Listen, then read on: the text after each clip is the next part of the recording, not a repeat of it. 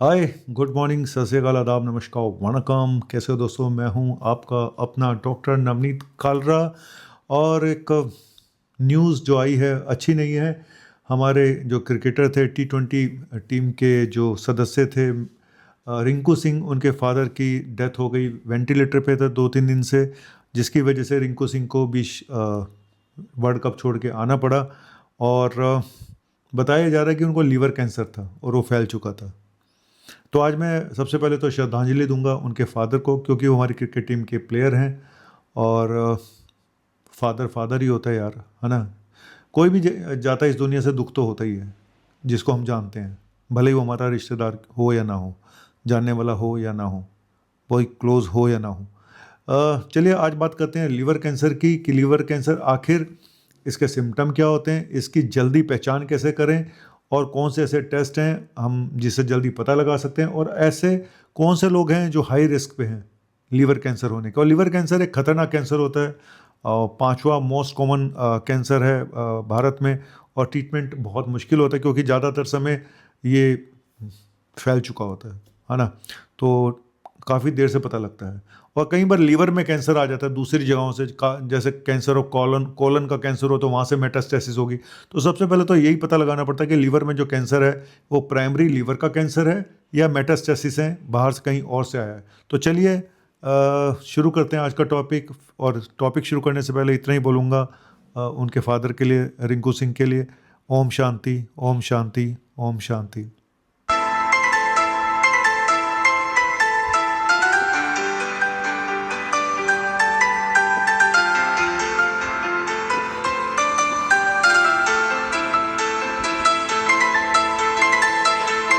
दोस्तों, liver cancer किन लोगों में कॉमन होता है? और सबसे पहले यही बताऊंगा, नंबर एक, अगर किसी पेशेंट को हेपेटाइटिस बी या हेपेटाइटिस सी है तो इनको ज़्यादा कॉमन होता है। स्पेशली हेपेटाइटिस सी जिनको है और प्रॉपर ट्रीटमेंट नहीं लिया है, तो हेपेटाइटिस सी वाले पेशेंट्स में ज़्यादा कॉमन है हेपेटाइटिस बी से भी। नंबर एक। नंबर दो, जिनका लीवर ख़राब हो चुका है, जिनको सिरोसिस होती है, इन लोगों को भी लीवर कैंसर होने के चांसेस ज़्यादा रहते हैं। तीसरा, non alcoholic fatty liver disease, जिसके हम हमेशा कैंप लगाते हैं आजकल इसको डिटेक्ट करने के लिए, क्योंकि अल्ट्रासाउंड में ज़्यादा पता नहीं चल पाता कि फाइब्रोसिस है नहीं है, किस स्टेज का लीवर फैट जमा है ना। तो कहीं स्टेटोहेपेटाइटिस तो नहीं हो गई है, तो उसके लिए फाइब्रोस्कैन हम कैंप लगाते हैं। तो non alcoholic fatty liver disease भी एक रिस्क फैक्टर है। चौथा, क्रॉनिक अल्कोहलिज्म, जो लोग अल्कोहल ज़्यादा लेते हैं उनमें भी लीवर कैंसर होने के चांसेस ज़्यादा रहते हैं। पांचवा, कुछ हेरिडिटरी डिजीज़ होती हैं, जैसे अल्फा 1 एंटीट्रिप्सिन डेफिशिएंसी है। कुछ हमारी ऐसी कुछ हेरिडिटरी डिजीज़ होती हैं जहाँ पे होता है, मैं उनके बारे में ज़्यादा नहीं बात करूँगा, जैसे हेमाक्रोमेटोसिस है या अल्फा 1 एंटीट्रिप्सिन डेफिशिएंसी है।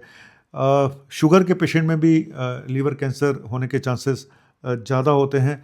ठीक है। और एक एफ्लाटॉक्सिन होता है। एफ्लाटॉक्सिन जनरली जैसे कि नट्स में या कॉर्न जो लोग खाते हैं, तो वहाँ पे एक फंगस होती है जो जिसका पॉइजन होता है, एक टॉक्सिन जिसको एफ्लाटॉक्सिन कहते हैं। और ये हालांकि बाहर के कुछ कंट्रीज़ है जहाँ पे ज़्यादा कॉमन है, तो उनको जिनको एक्सपोजर होता है एफ्लाटॉक्सिन का, तो उनमें भी ये कैंसर होने के चांसेस ज़्यादा होते हैं।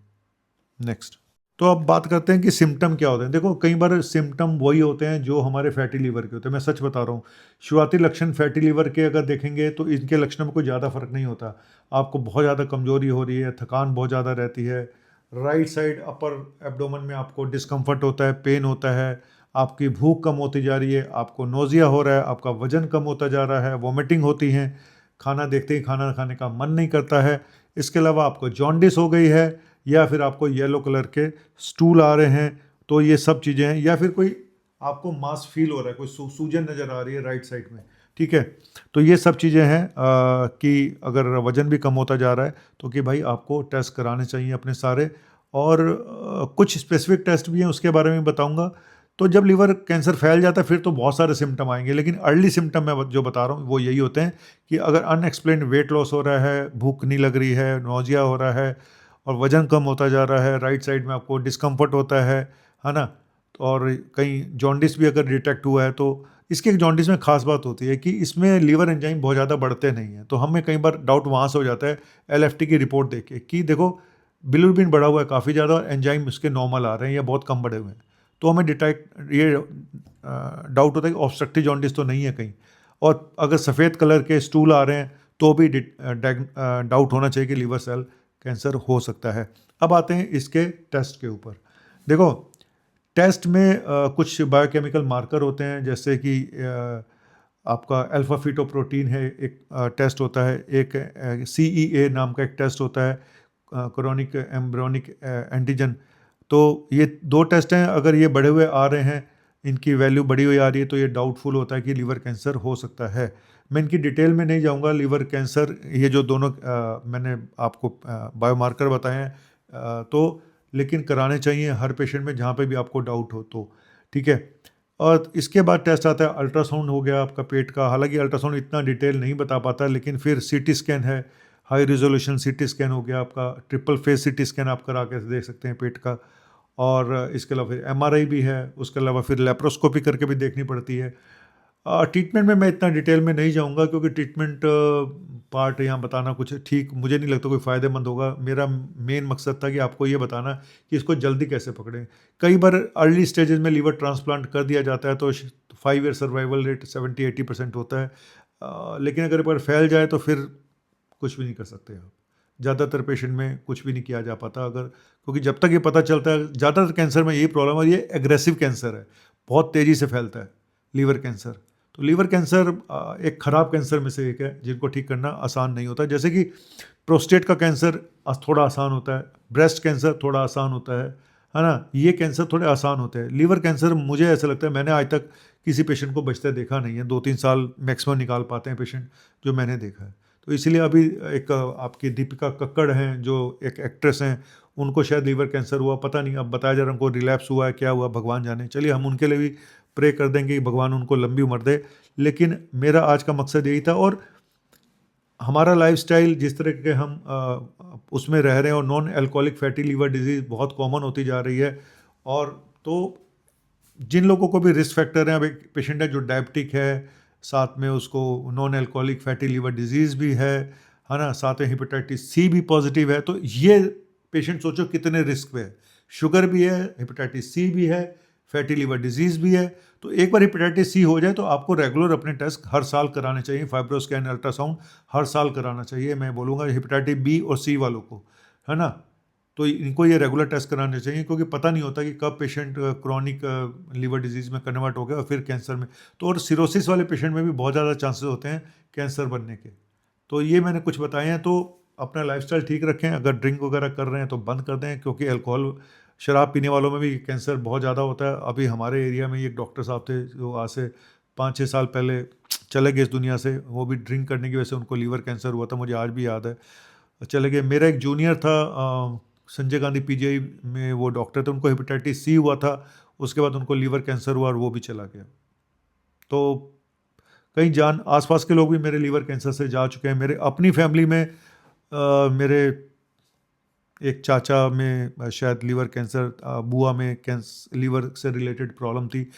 क्लियर नहीं है मुझे कि उनको सिरोसिस थी या कैंसर था, क्योंकि कुछ क्लियर मुझे ज़्यादा पता नहीं चल पाया, क्योंकि वो दूर रहते हैं काफ़ी।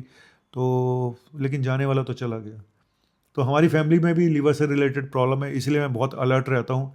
और क्या करूँ यार। तो रिंकू सिंह जी, आप तो दोबारा खेलने को तैयार हो गए थे, आपके जज्बे को सलाम। दोबारा ये जाने वाले थे, जबकि पिताजी का पता चल चुका था कि काफ़ी सीरियस है, लेकिन वही है, देश के लिए जज्बा जज्बा ही होता है। और अब तो वापस आ गए हैं वो। अब मुझे नहीं लगता वो हमारे क्रिकेट टीम को ज्वाइन कर पाएंगे, क्योंकि अभी रिचुअल्स होते हैं बहुत सारे इस तरह के। लेकिन विराट कोहली के साथ भी ऐसा ही हुआ था, मुझे आज भी याद है। विराट कोहली के फादर की डेथ हो गई थी और वो रणजी मैच खेल रहे थे और उसमें उन्होंने शायद सेंचुरी लगाई थी। तो भाई जो काम करने हैं वो तो करने हैं, और देश के लिए अगर है तो वो तो फिर पीछे हट नहीं सकते आप। चलिए, जीवन चलने का नाम, चलते रहो सुबह शाम, ये रास्ता कट जाएगा मित्रा और बादल हट जाएगा मित्रा। जीवन चलने का नाम, चलते रहो सुबह शाम, कि रास्ता कट जाएगा मित्रा, बादल छट जाएगा मित्रा। चलिए, थैंक यू वेरी मच, शुक्रिया, अपना ध्यान रखिए।